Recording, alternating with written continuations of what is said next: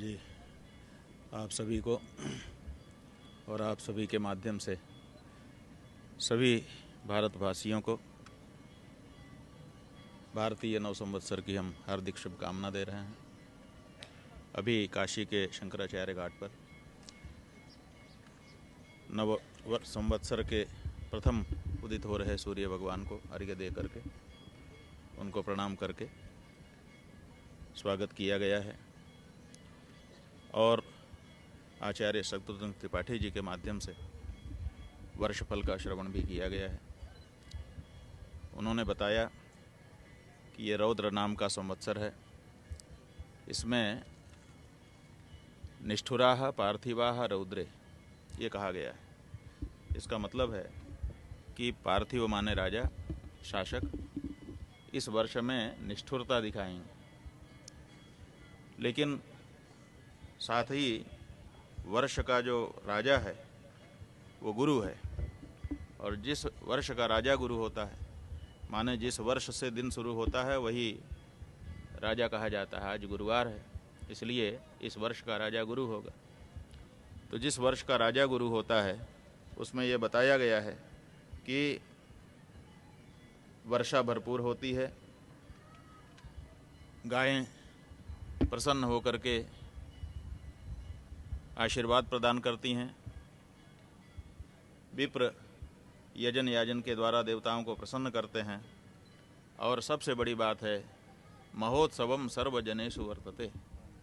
इसका मतलब है कि सभी लोग महोत्सव मनाते हैं, मतलब प्रसन्न रहते हैं। तो ये जो पार्थिव हैं वो तो निष्ठुर हैं, हम लोग पीछे से भी देखते ही चले आ रहे हैं। इसका मतलब है कि रौद्र नाम के संवत्सर में उनकी निष्ठुरता बढ़ेगी, वो और ज़्यादा अत्याचार करने की तरफ अग्रसर होंगे। लेकिन जनता गुरु के नेतृत्व में संघर्ष करते हुए विजयी नहीं होगी और वो महोत्सव मनाएगी।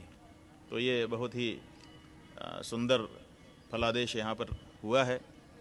हम लोगों ने आज इस संवत्सर को गविष्ठी संवत्सर घोषित किया है, क्योंकि इसी संवत्सर में हमको गौ माता की रक्षा के लिए युद्ध लड़ना है और लड़ करके उसको इसी संवत्सर में जीतना है, और शास्त्र के उस फलादेश को चरितार्थ करना है जिसमें कहा गया है कि रौद्र नाम के संवत्सर में जब गुरु वर्ष का राजा होगा तो महोत्सवम सर्वजनेषु वर्तते।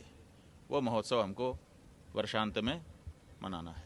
क्या लगता है कि इस बार आप संवत्सर में आपका जो संकल्प है गौ रक्षा का पूरा होगा? बिल्कुल, जो संकल्प हम लोगों ने गौ माता के लिए, गंगा जी के लिए यहाँ बैठ करके किए, लगभग सब सफल रहे हैं।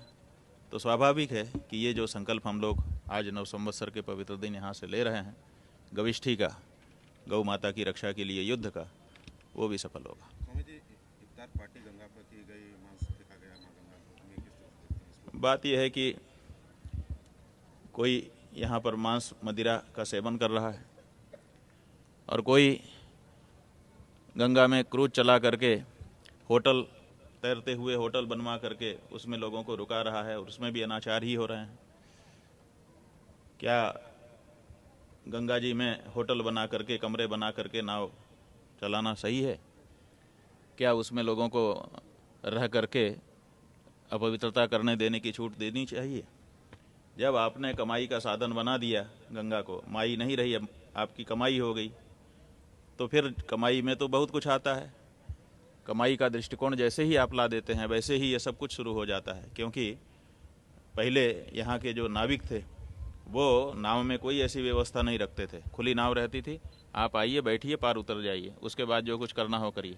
अब नाव में आपने आड़ बना दी, अब नाव में कोई भी कुछ भी करेगा, आपने व्यवस्था बना दी, आप पैसा कमाई का माहौल बना दे रहे हैं। तो नाव वाले भी सोचते हैं कि भाई चाहे मांस खाओ चाहे कुछ खाओ, आओ हमारी नाव आपके लिए उपलब्ध है, पैसा भर दे दो। तो ये जो माई को कमाई का साधन विगत कई वर्षों से बनाने की कोशिश की जा रही है, उसका ही ये दुष्परिणाम है। क्या लगता है जो जिस तरह से कार्रवाई की गई, पुलिस या कार्रवाई जिस तरह से हुई, 14 लोगों को गिरफ्तार? बात यह है कि क्या कार्रवाई की गई क्या नहीं की गई उसमें अपने लोग क्यों पड़े? हम लोग तो ये कहते हैं कि ये माई है, इसको कमाई का साधन मत बनाइए। स्वामी जी, इस तरह से ब्राह्मणों को बार बार टारगेट बात यह है कि ये जो सरकार है, अब ये सिद्ध हो चुका है कि ये गौ ब्राह्मण और गौ ब्राह्मणोपलक्षित पूरे सनातनी समाज के विरुद्ध है। ये हमारे बीच में आकर के हमारा ही वेश धारण करके हम ही को नष्ट करने के लिए कार्य करने वाली सरकार है। इसलिए हर हिंदू को सावधान हो जाने की ज़रूरत है इनसे। ये कालनेमी हैं, रूप हमारा धारण करते हैं, बातें हमारी करते हैं, लेकिन जब करने का मौका आता है तो सब कुछ हमारे विरुद्ध कर रहा है।